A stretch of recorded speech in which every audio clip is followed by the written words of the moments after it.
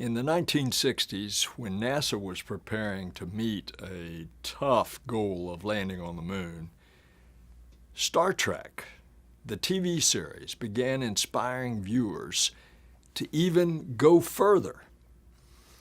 For decades, Star Trek's fictional depiction of exploration, it's inspired the NASA workforce in our quest to venture out into the cosmos, but also inspired the country. Gene Roddenberry, the creator of Star Trek, was certainly ahead of his time. Star Trek featured an unprecedented diversity in its cast members. It represented a bridge working together. NASA also embraces people to work together from all backgrounds. And in celebration of Gene's 100th birthday, I'm happy to introduce you to Gene's son, Rod Roddenberry, who will be moderating a panel with George Takei and some of NASA's best and brightest to discuss diversity at NASA and that visionary Star Trek bridge. In light of the exciting discussion you're about to have, here are some very fitting words from the man himself, Gene Roddenberry. The whole show was an attempt to say that humanity will reach maturity and wisdom on the day that it begins not just to tolerate, but to take a special delight in differences in ideas and differences in life forms. If we cannot learn to actually enjoy those small differences, take a positive delight in those small differences between our own kind here on this planet, then we do not deserve to go out into space and meet the diversity that's almost certainly out there. So in honor of his birthday, we're sending the words that you just heard directly into deep space. And it's going through our Deep Space Network, NASA's network used to communicate with the faraway spacecraft that explore the heavens. NASA's Deep Space Network is a truly global network. It has locations all over the globe. The Deep Space Network is just one example of how diversity and cooperation can help us unlock the mysteries of this universe. And now, Rod Roddenberry. Well, first, I'd really like to thank Administrator Bill Nelson. Thank you so much for putting this together and that amazing announcement. So, hi everyone, welcome and thank you so much for joining us. We're here to celebrate my father, Gene Roddenberry's 100th birthday. Not only that, but his incredible contributions and influences on society through Star Trek. Today, I have the pleasure of being joined by an incredible panel of trailblazers who, like my father, they're pushing boundaries, they're challenging stereotypes and inspiring a new generation with their spirit of adventure, courage, and hope. Now, as many of you know, my father came up with Star Trek in the mid to early 60s, and he had had a very unique life, being a World War II bomber pilot, a police officer. He had two major crashes in his career that he survived. He experienced a lot of life and saw the beauty of humanity and its darkness. And I think that really gave him the perspective to look at humanity in the future and come up with this idea of Star Trek. And it was really built on sort of a backbone philosophy or principle of IDIC, IDIC, which stands for infinite diversity in infinite combinations. And in Star Trek, it wasn't about a group of people going out to seek weird-looking aliens. They were going out to find creatures in our universe that looked at the universe in a different and unique sort of way, because we had reached a point in our intellectual evolution where we understood that we had to experience things that were different to grow and evolve, to live the same and only hear the same and not try to hear things that challenged our intellect, that challenged the way we saw things, we would never advance as a species. So Star Trek was much more than just a sci-fi show. And I think some of the people that we have with us here today were also, on some level, influenced by Star Trek, and in some way, perhaps even influenced Star Trek, as you'll see from some of our guests. So I'd like to introduce our panelists. Here, I'd like to start with someone I think you guys know fairly well, but George Takei. He is an American actor and activist, and he's definitely best known for his famous role as Hikaru Sulu in Star Trek. Next, we have Tracy Drain, the lead flight systems engineer for the Europa Clipper mission at the Jet Propulsion Laboratory. And we also have Swati Mohan, the Mars 2020 Guidance, Navigation, and Controls Operation Lead at NASA Jet Propulsion Laboratory as well. Now we have Hortense Diggs, Director of the Office of Communication and Public Engagement at NASA's John F. Kennedy Space Center. How you doing, Hortense? And last but not least, we have Jonny Kim, selected by NASA to join the 2017 astronaut candidate class, a U.S. Navy SEAL, and holds a doctorate from Harvard Medical School. Thank you guys all for being here. I really appreciate you taking the time. I think we're going to have a bit of a discussion, but I do have a few questions for you guys, if that's okay, if I can throw them your way. And if you don't mind, I am going to put George on the spot first. I've known him the longest out of this group, so I feel a little bit more comfortable getting these questions going with him.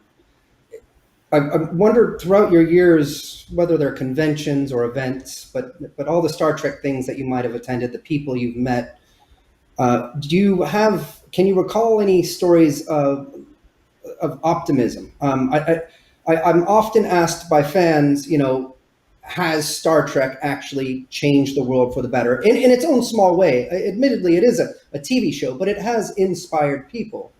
I'm wondering, George, if you have any stories or recollections of something optimistic that you may have heard or run into in your travels. In the show, at the height of the various social issues, we had the civil rights movement going on. African Americans demonstrating for equality who were being attacked by law enforcement officers and having attack dogs and fire hoses used on them. Gene was inspired to show how we can get over that by using another metaphor. We had two alien breeds fighting each other. One was black on the right side and white on the left side. And the other one was black on the left side and white on the right side. And they couldn't get along with each other for that. And we had Frank Gorshin, the comedian, who brought those characters to life. And it really made that look ridiculous. And ultimately, with the perspective, hopefully not of another 100 years, we can deal with it. We are still dealing with it today as in the form of Black Lives Matter. I was involved in the civil rights movement. I marched with Dr. King. I did a civil rights musical, and I sang, and Dr. King heard the music from what we call the musical we called was Fly Blackbird.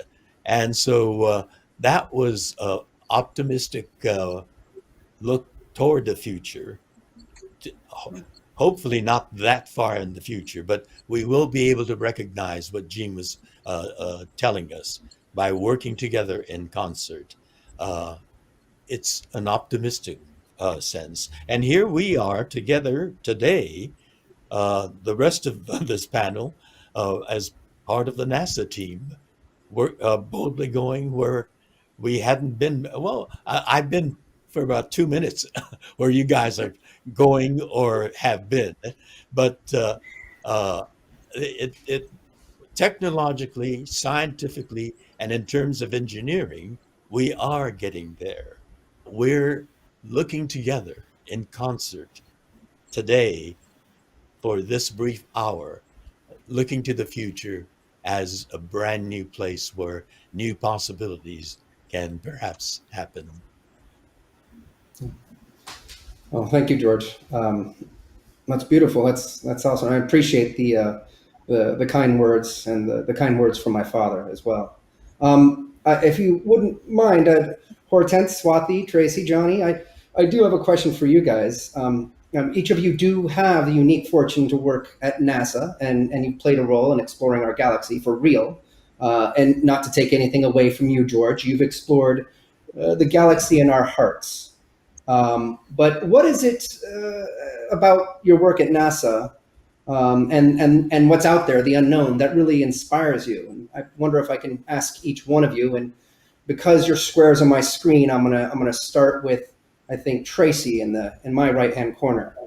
If you're ready. I am ready. There are so many things about the work that I get to do with my team at the Jet Propulsion Laboratory that inspires me. And a lot of it is about what we get to go and explore and find. I think it's amazing, all of the wonders that there are out in space that we could never have imagined. One of the spacecraft that I worked on recently, Juno, has flown over the north and south poles of Jupiter. We'd never done that before and literally didn't know what it looked like. And if the audience has never seen those images, please go take a look, because there are crazy storms up there, especially on the North Pole, that has 8 kind of equally spaced storms in this super beautiful pattern that you can see in infrared. And being on the forefront of helping the scientists as an engineer, helping the scientists get their data and see what our solar system is like is amazing to me. We're literally expanding humankind's knowledge of this backyard that we live in. And with the Kepler mission that I also got a chance to work on, it has really revolutionized our understanding of how many planets are out there in our galaxy. I grew up watching Star Trek, and the idea of humans being able to explore different places really drove a lot of my desire to work in space. And knowing now that not just maybe there are planets out there, but yeah, the galaxy is dripping with planets all over the place, and ones that are in the habitable zones of their stars. So I find that to be super inspiring.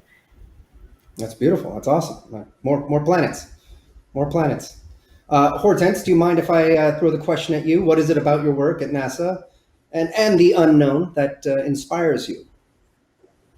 Well, Rob, what really inspires me is people. Like a lot of us, people inspire me.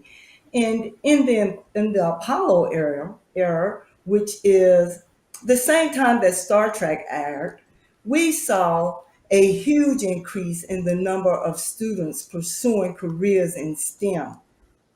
And as was just stated, I am sure that this people on this panel, as well as others in the NASA workforce, was inspired by the fictional characters of Star Trek.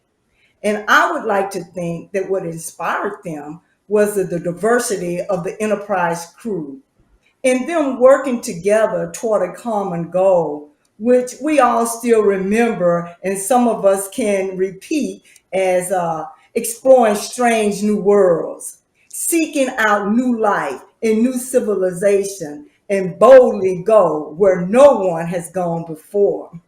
So as I stated before, what inspires me is people working together collectively and committed to NASA's vision, which is to reach for new heights and to reveal the unknown, so that what we do and learn will benefit all humankind.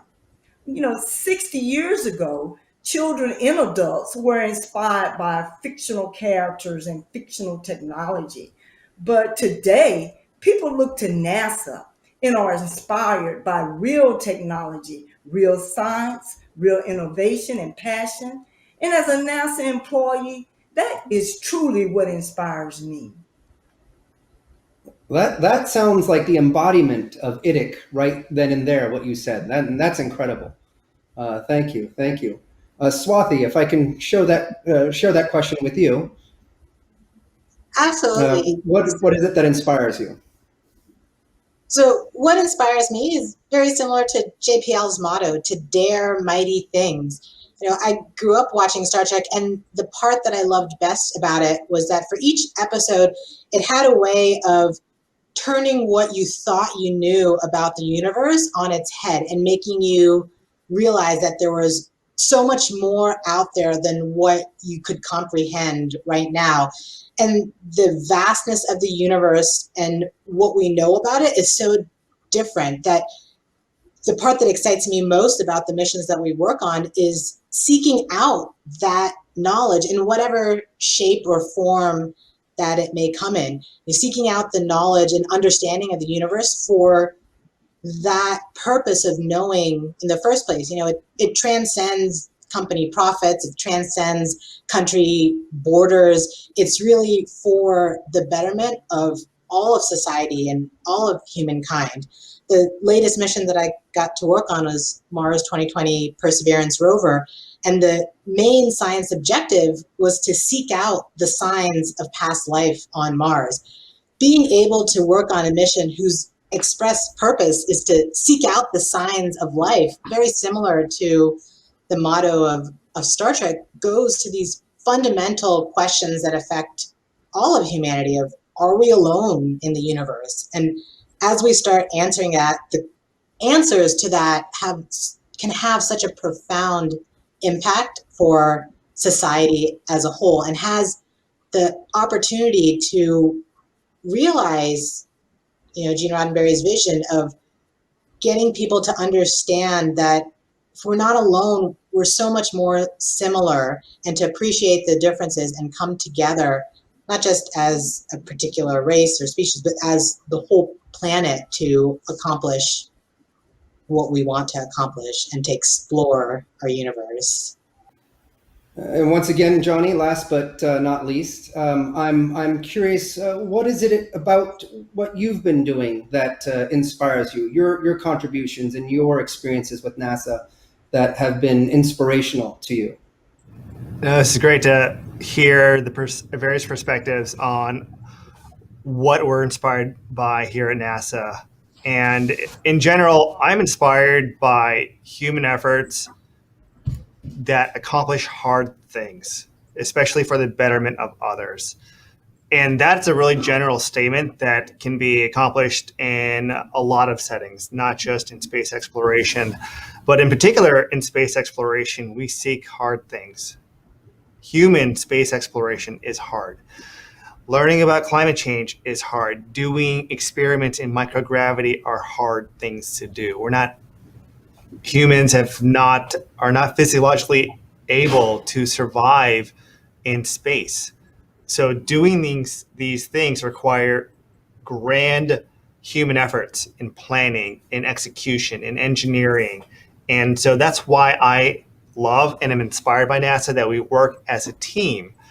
Just recently, we had some unique challenges with the space station. And we, as an international team, collaborated and worked together to solve that problem. And so that's what we do here at NASA on a daily basis.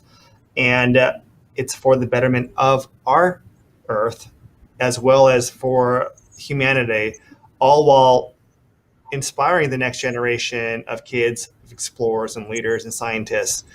So that's what I'm really inspired by here at NASA, and why it's just a phenomenal place to be. The whole goal of NASA is to promote that exploration. And like I said, for knowledge sake, when you look at the solar system as a whole, you look at the planet as a whole, it does transcend all the boundaries. It provides a platform to explore the universe and bring that to the masses, to show that what we can accomplish if we work together. When we landed on Mars just earlier this year, we landed amidst huge societal changes with Black Lives Matter, in the middle of a pandemic that was raging our country, when people were so uncertain about what they were going to do, whether they were going to survive, if they could even go outside their doors for one reason or another. And to see the world come together in an accomplishment that really had ties across the world, with scientists on multi-different nationalities, from vendors across the country, from diaspora on all aspects of the planet, from Hawaii to Argentina to India to Philippines, in one room, coming together to have this accomplishment of going to another planet for express purpose of exploring, not to colonize, not to seek profit, but to learn. And that learning benefits all of society. It gives you an anchor to plant your flag that people can rally around. And just having that opportunity and a platform to plant that anchor gives one more leg for society to have the opportunity to rise above those differences and have something to come together around that can help them reach for the positive aspects and to see past those differences than to focus on the negatives or the things that divide us. And I appeal to you young people with your knowledge of science and engineering and mathematics to bring that kind of intelligence to dealing with the issues of our times here. And I just, it's wonderful that we're going out there. And we did inspire with Star Trek and Gene Roddenberry's vision, the importance of infinite diversity and infinite combinations coming together. But also we need your kind of minds working on the problems, the social justice problems that we have in our society today. I think your point might be, and then I'm going to stop talking. I know Hortense is going to chime in too. No, is don't that, stop. Don't stop. That even if you agree with the notion that the kind of challenges and endeavors that we're doing in terms of space exploration are a unifying force, and that's great, I think your point is don't assume that that's going to do all the work just behind the scenes, because actually put some mindful thought into it, be thinking about how we address those problems head on, as well as doing the exploration that we're in the midst of. Yeah. Correct. I like what Tracy said, and it kind of hits on one of the topics that that's near to dear in my heart is the diversity in the teams that we have. Diversity in the science, technology, engineering, and math pipeline is nowhere near as equal as it could be. That opportunities in the pipeline to encourage young students, especially those from minority backgrounds, to actually pursue science and technology, to stay in that pipeline throughout it, to even get to a point where we at NASA can hire them, could definitely use some effort and love to feed that pipeline. And until we can get equality in our teams, we'll never really fully utilize the people, the whole society that we could, because we won't have the diversity of mindset. We won't have the diversity of thought that will really allow us to think outside the box to solve these hard technological problems. We have innate bias to hire people just like us, and it takes effort and conscious effort to step outside that and to be able to say, no, it's useful, it's valuable to have diversity. So let's go make an effort to make sure our teams and our people reflect society as a whole, so that we can really capitalize on all the different backgrounds of how people have been brought up and thought and experience that will help us to solve the real challenges and the real hard challenges that we can potentially unlock if we can get to that equality in the diversity of our teams. I was going to say, just follow what you said. We say, if we can definitely get there, but we have to be intentional about getting there. And it is a circle of things that happen. We talk about inspiring underserved, underrepresented minority young people. But as I stated before, most of what inspires people is people. So until we bring some diversity to the teams now, and we have no excuse for not being able to do that. It's not that we don't have people from diverse backgrounds who have gone out and majored in these STEM fields and could be an excellent asset to NASA in what we do. But for whatever reason, we're not being creative enough to go get them and bring them to us, so that then we can then inspire future generations to follow in our steps. So it's not an impossible. It's something that we have to be intentional and work hard and don't give up on doing it, and do it. We do it just like Jonny said, we want to explore for the betterment of humankind here. We have to make that same decision that we want to have diversity for the betterment of humankind here. Hortense, I completely agree about being the aspects you talked about being intentional.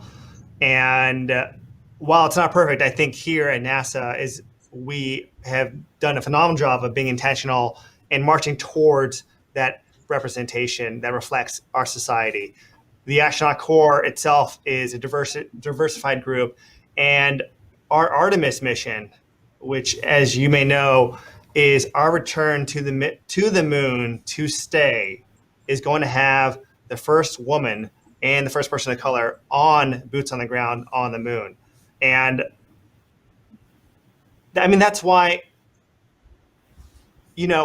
when I was growing up, I had a picture of the Apollo 11 crew over my bed. But as I told you earlier, I have never once thought to be an astronaut.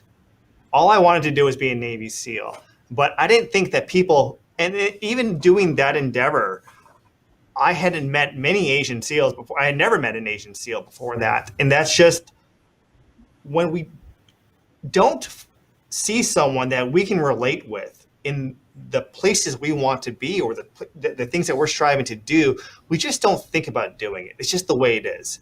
And so I never thought I could be an astronaut. I didn't think people who came from my background or people who looked like me could do something like that. But then I was exposed to that idea. And I think that's what we do here at NASA, is we strive towards that representation and to do bold things and to do them together. Jonny, that's, when I was a kid, my understanding of NASA, JPL, and the other, aeronautics and space-related agencies, industries, were really about technology and mechanics, just rockets and getting people up into space. And I think what everyone here has done so well is re-educate me on NASA, and again, JPL and all the related industries are much more than just that. The way that you guys have spoken about them and the work that you've done and who you've done it with, and the fact that it's not just a US or an American quest anymore. It is a global sort of effort, and that we're working with agencies all around the world to do these things. That is, at least from my point of view, that is the epitome. That is the United Federation of Planets. That is Starfleet. NASA is the beginning of that. And I'm sorry to bring it back to a fictional story. The world is not about Star Trek. However, from my point of view, my interest in celebrating my father's centennial, I do love the United Federations of Planets. I do love the future where we no longer have borders between us, literal borders between us, but we've embraced the differences among us. And for you guys to share that the projects you've worked on, the projects you've been involved with, involve people of all walks of life everywhere around the world, and that we need more of that is what I hear everyone saying, and I think we all agree with that. I couldn't be more proud, not necessarily to be an American, but to be part of a group that has NASA, that has people like this who really believe in our future of unity and thrusting into space together. That is what I'm proud of. And I thank you guys so much for sharing your history, your background, and what you've been working on, and how you've perceived and experienced NASA, JPL, and the other agencies. I do have one last question, and it's really just to maybe get some background. I mean, you guys have shared the things that you're working on now, but I kind of want to know, how did you get into what you're doing now, and what inspired you to get there? And I guess if I'm leading this, I'm going to start with Jonny first, because Jonny I've picked last so far every time. So Jonny, please, Jonny. Yeah, I guess I'll give a shorter answer on this, but it's a good question. How I got here to where I am today. As a boy, I had a lot of challenges growing up, and I wanted to become the best version of myself. And the path that I was on as an adolescent was not leading me there. And I didn't feel like I had an identity. I felt in between worlds. Perhaps many panelists on this can understand that. My parents were immigrants, and culturally, I felt in between worlds. And something about the warrior culture of becoming a Navy SEAL really called out to me. And I tried it. I discovered a little bit of who I was. I discovered the goods and the bads of humanity, of human struggle, and I was inspired to become a physician from there. And in doing that, I found NASA. I discovered NASA as a platform to do what I love to do, which is seek hard things, challenging things, to push beyond limits, but at the same time, make the world a better place. And George, you said you're an optimist. I'm an optimist too. And I try and balance that with a sense of realism. And for me, it's important to inspire the next generation because they are our future. And that's what it means to me to be here at NASA, is that I have an opportunity to do what I love, to do the hard things, to explore. But more importantly, I get that opportunity with my fellow astronauts, with all of my teammates at NASA, to plant the seeds for those young children watching at home who get to see us do the impossible, to work together to achieve the impossible. And that's what I really enjoy about being an astronaut here at NASA. That's amazing. Thank you. I guess if I can hand it over to you, Swati. Yeah, how did I get to where I am today? It's interesting, Jonny, when you say you felt like you're in between worlds. I definitely felt like that growing up. I was a child of immigrant parents. I came to the U.S. when I was 1, and for the longest time, it definitely felt bifurcated. I was one culture when I was at home and one culture when I was at school. And to get beyond that and get beyond what I thought an appropriate career path would be for me, I thought I was going to be a physician all throughout growing up. It took a lot of soul searching and being honest with myself as to what I was really passionate about and what I was really good at. Like, not to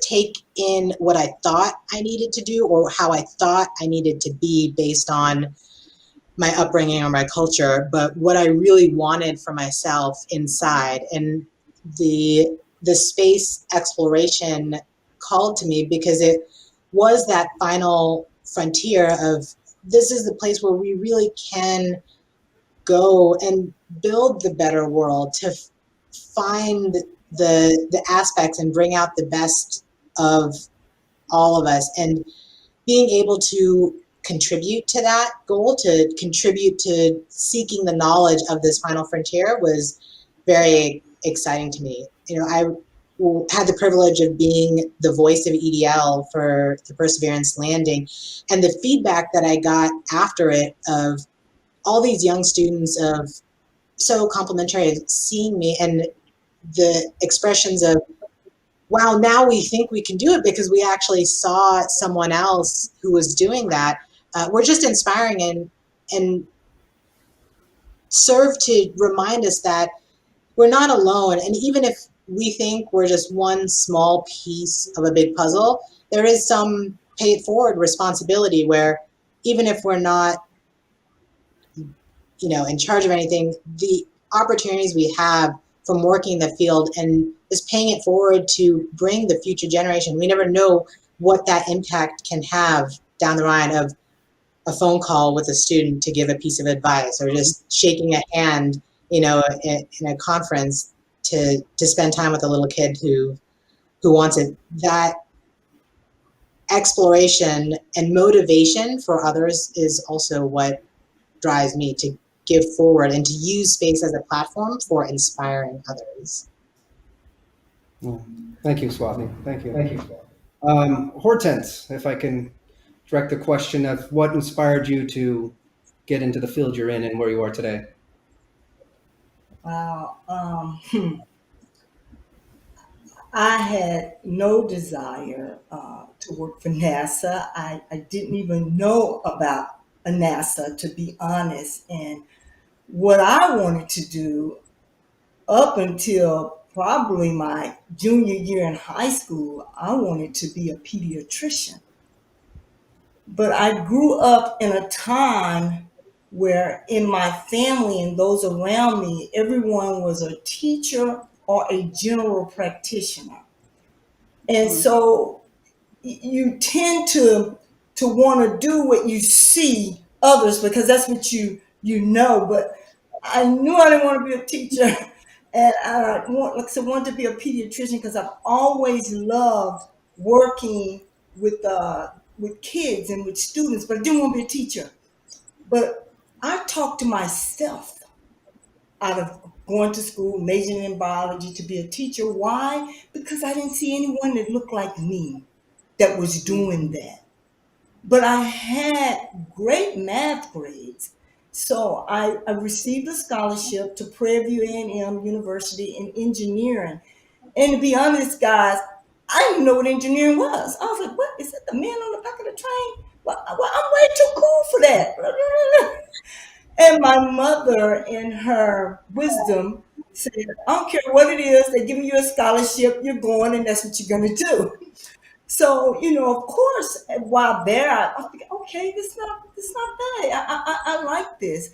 And so after graduating, I started my career with the Naval Ordnance Station, and then got married and needed to relocate, came to Patrick Air Force Base, and there was NASA. And I was like, oh boy, they have one of those back in Texas where I'm from. I need to get over there so I can get back to Texas. So that's really how I got to NASA, was a desire to move back to Texas. But after taking, guys, 9 years to get on with NASA, I no longer had a desire to go to Texas. But I loved NASA because it allowed me to do my passion. Remember, my passion was wanting to work with students, and NASA had this office called education. I'm like, okay, what do they do? And I went over there and I loved their mission. Their mission, going out telling students what NASA do, all in a hopes of inspiring them to go into STEM. It was just such a full circle fit for me, a job that I would do for free. And so I just loved it, loved it, loved it, loved it. So I absorbed myself in that. And as a result of that, just got opportunities for other things and took advantage of those opportunities. So to go back to what Jonny said about loving to speak, that is what I love. I believe that we have to talk to these young students because we love our astronauts and they see them. But NASA is so much bigger than our astronauts. So I want to make sure they know about the other things that are out there so that they can find a passion for what NASA is doing and be inspired to one day join NASA in our exploration. That's amazing. Yes, yes. That sounds amazing. Tracy, if I could throw the last question at you there. Yeah, so how did I end up at NASA? I got to say, usually I don't talk about this piece of it, but Jonny and Swati are reminding me that I also was a person who was kind of between two worlds. I grew up in a predominantly Black neighborhood and a working class family in Kentucky. But from second grade and on, I went to schools that were in predominantly white neighborhoods. And I was usually the one or maybe one of two Black kids in class. That's why I sound like this, by the way. Like the rest of my family does not talk this way. And it's interesting to me that actually the idea of not seeing someone like myself and therefore not thinking that I couldn't do that thing, that was never a thing for me because I so identified with the kids and the teachers that I was around all day that I just assumed I'm just like you guys, like everybody else is. Now, there's a double-edged sword to that because I was also a bit cut off from my own people's culture and history and only started learning about that in my 30s or so. So I'm really not saying, please do that to all the kids and it'll be fine. Like that's not the answer. But the thing for me to bring in on something that I think either Swati or Hortense said, My mom was a very big influence on my path because she loves Star Trek. She and her sisters, the four of them, would run home from school to watch because the oldest sister looked like Uhura, and they're like, wow, there's a black woman on TV in Star Trek, let's go watch it. And she got firmly sucked into science fiction and raised me and my brother on that. And so around high school, when I was trying to decide what I wanted to do, I decided I wanted something to do with space. Like that would keep me interested for an entire career and allow me to help the world be more like this awesome Star Trek show that I grew up with, even if we can only move the needle a little bit in my career. So I studied mechanical engineering in undergrad and then grad school, and was very, very fortunate to do an internship at NASA Langley when I was in undergrad. The same center where the ladies from Hidden Figures were from. I had no idea about that history until the book and the movie came out, and it was astonishing to me that I had been walking those same halls and just had no idea about all that had taken place. And I was very fortunate to get hired at the Jet Propulsion Laboratory right after grad school and have been there for my entire career. And for me, even though I personally have gotten to work with a lot of people from so many different backgrounds and just educational experiences, trying to put together these complex missions, it's been wonderful. I'll tag on to what Hortense was saying about the importance of talking to students and letting them see like all of these things that they could do. And it's not just about the scientists and the engineers and the astronauts. We have people who are artists full time who work at the lab, and lawyers and computer scientists and teachers and communicators. And no matter what it is that you are passionate about doing, you can find a spot in the space industry if you want to combine those two passions and help us as humankind go off and explore our surroundings and our universe. I'm blown away, guys. I really am. The entire conversation, your answers here, and truly, at my age, being able to look within and see a bit more NASA and the space industry and how it's run today, and the kind of perspectives it embodies and shares, and the people who work there. You know, I started this by saying people would always come up to me and say they were inspired by Star Trek. I am so happy to hear and want more that people are inspired by you guys. You guys are an inspiration, the way that you talk about not just your agencies and where you work, but why you work there, and your belief in the future and your belief in humanity. And that is, you know, again, from my point of view, what Star Trek has always been about. You guys are doing it for real, not just going into space and not just getting people into space. But again, Star Trek was more than just sci-fi. It was about humanity's future.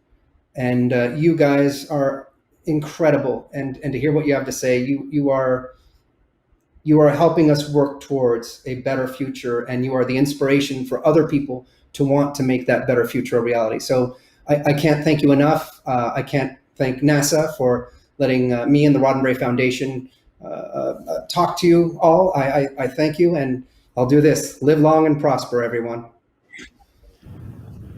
And I will sum it up by saying, celebrating Gene Roddenberry's 100th birthday with all of you absolutely convinces me that history is yet to be made.